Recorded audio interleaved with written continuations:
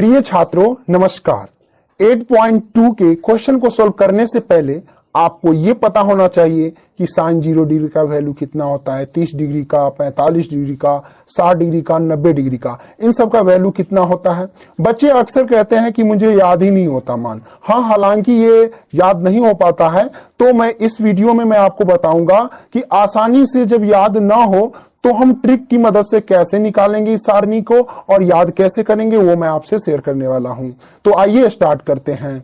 जैसा कि देख सकते हैं यहाँ कोण ए है, एंगल के लिए यहाँ 0 डिग्री, 30 डिग्री, 45 डिग्री, 60 डिग्री और 90 डिग्री, इन सभी का वैल्यू हम याद करना आपको सिखाएंगे। सबसे पहले आपको लिखना है यहाँ पे शून्य। क्या लिखना है? 0 से स्टार्ट करना है नंबर आपको 0, ओके। फिर लिखना है 1, फिर 2, फिर 3 और फिर 4। मैंने लिख दिया। अब आपको क्या करना है, सभी के बट्टे में 4 लगा देना है। तो आइए लगाते हैं सभी के बट्टे में 4, ओके। 4 4 4 और ये 4, यहां भी 4 रख दीजिए, मैंने रख दिया। अब आपको करना क्या है, सभी के ऊपर रूट लगा देना है। तो आइए हम रूट लगाते हैं। जैसा कि आप देख सकते हैं मैंने रूट लगा दिया। इसके ऊपर भी रूट लगाइए और इसके ऊपर भी रूट लगाइए, ओके। सभी के ऊपर आपको लगा देना है रूट, ठीक है। यहां मैंने लगा दिया। ट्रिक देख लिया ना, 0 से स्टार्ट करना है 4 तक, सभी के बट्टे में 4 4 लगाना है और सभी के ऊपर रूट लगा देना है, ठीक है। अब आपको क्या करना है, जैसे कि 0 में अगर 4 से भाग देंगे तो दुनिया की कोई भी संख्या हो, अगर 0 में भाग देते हैं तो उसका आंसर 0 ही आता है। और 0 का वर्गमूल निकालेंगे तो क्या होगा, 0 ही आता है, ठीक है। इस बात को ध्यान रखना, ओके। मेरे पास 0 आ गया, यानी साइन 0 डिग्री का वैल्यू 0 हो गया, ठीक है। इस बात को ध्यान रखना।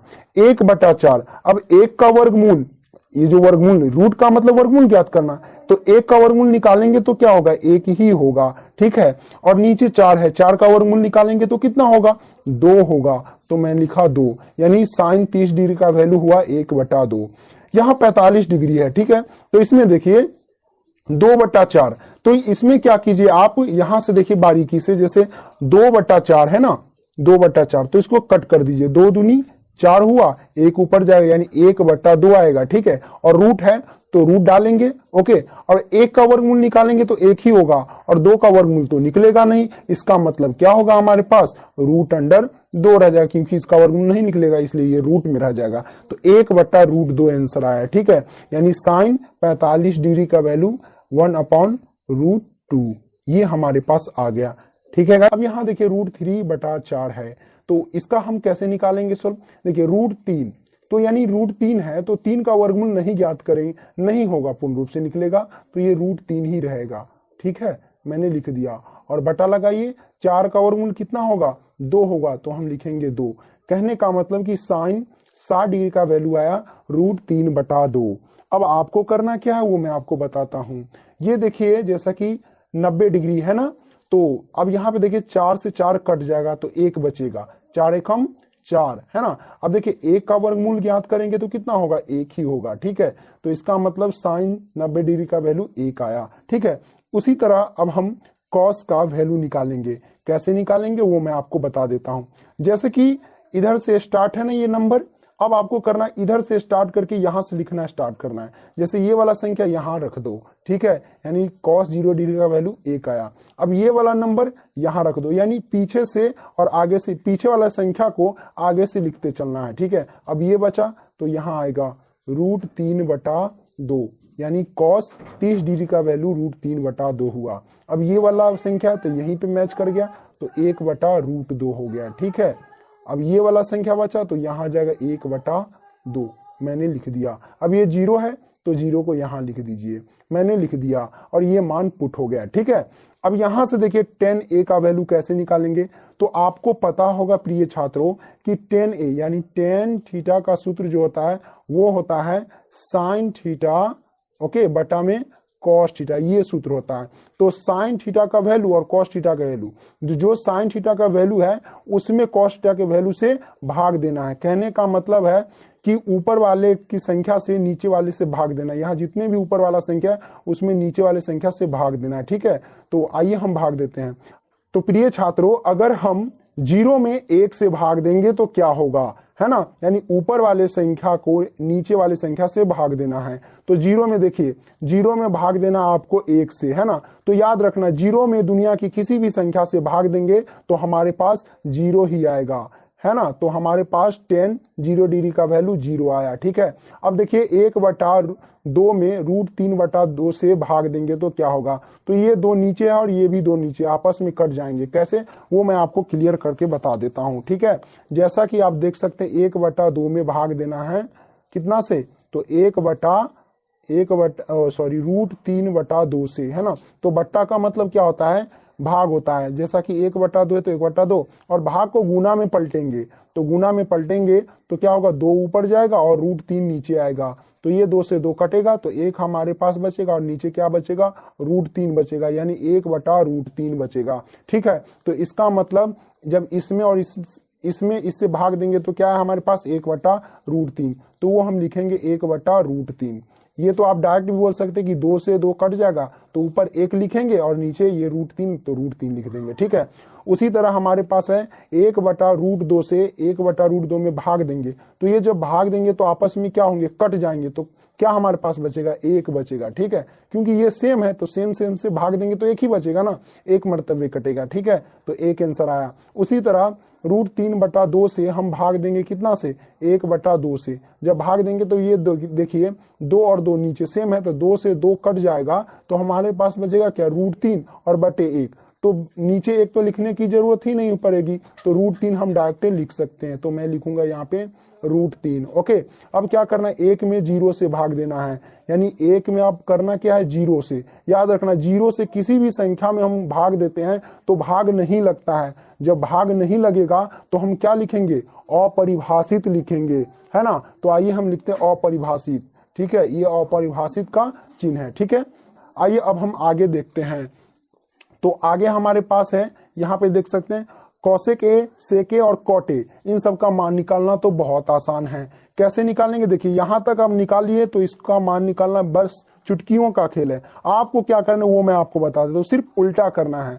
साइन थीटा का उल्टा होता है कॉस थीटा, ठीक है। तो इसका मतलब 0 का उल्टा करेंगे, तो 0 का उल्टा कैसे करेंगे, है ना। तो वो देखिए, जब भी आपको मैं बता दूं कि 0 का जब भी उल्टा करें ना तो समझ जाना कि 0 का उल्टा अपरिभाषित होता है।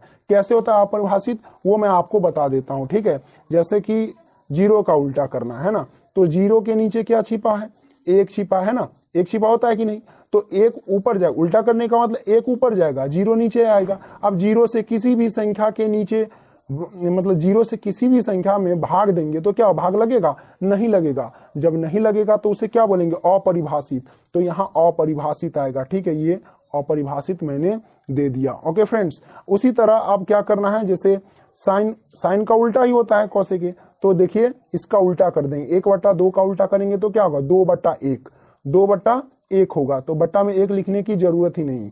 अब 1/√2 का उल्टा करेंगे तो क्या होगा, √2/1, तो हम लिखेंगे √2/1 और नीचे 1 लिखने की जरूरत ही नहीं पड़ेगी, ठीक है। अब √3/2 है तो इसका उल्टा करेंगे तो क्या होगा, हमारे पास 2/√3 होगा, तो हम लिखेंगे 2/√3। ये वैल्यू निकल रहा है फटाक से, ठीक है।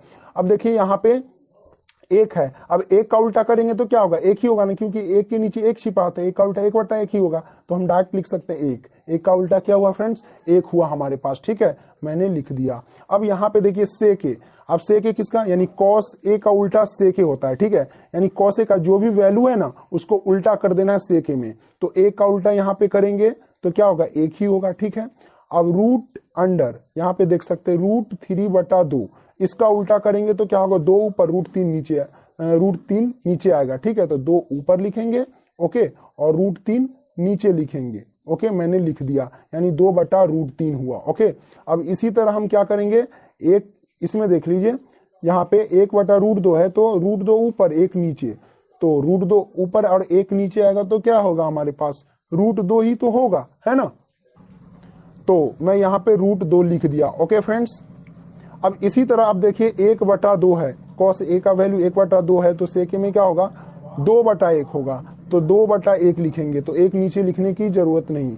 अब यहाँ पे 0 है ना, अब देखिए 0 है तो 0 का उल्टा करेंगे तो क्या होगा हमारे पास, 0 का उल्टा यानी 1/0 होगा। अब 1/0 होगा तो क्या, 1 में 0 से हम भाग देख सकते हैं? नहीं देख सकते हैं, तो नहीं दे सकते हैं तो क्या होगा? अपरिभाषित होगा। ये मैंने लिख दिया अपरिभाषित। ओके फ्रेंड्स, अब इसी तरह अब बात करते हैं कॉट ए का वैल्यू निकालना। तो कॉट ए क्या होगा? टेन ए का उल्टा होता है, तो 0 का उल्टा करेंगे, है ना? 0 का उल्टा करेंगे तो क्या होगा? 1/0। अब 1 में 0 से भाग देंगे तो क्या भाग लगेगा? नहीं लगेगा, तो क्या होगा? अपरिभाषित होगा।